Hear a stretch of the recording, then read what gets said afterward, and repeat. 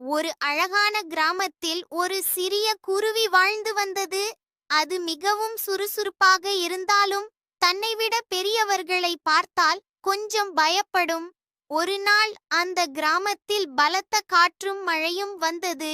பெரிய மரம் ஒன்று முறிந்து விழ அதன் கீழ் ஒரு முயல் சிக்கிக் கொண்டது.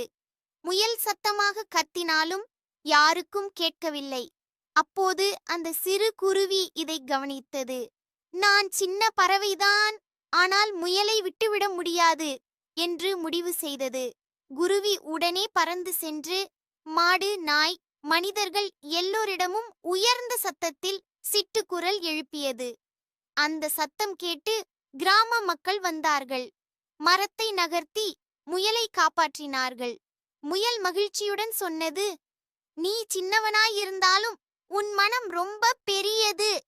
குருவி சிரித்தது. நீதி.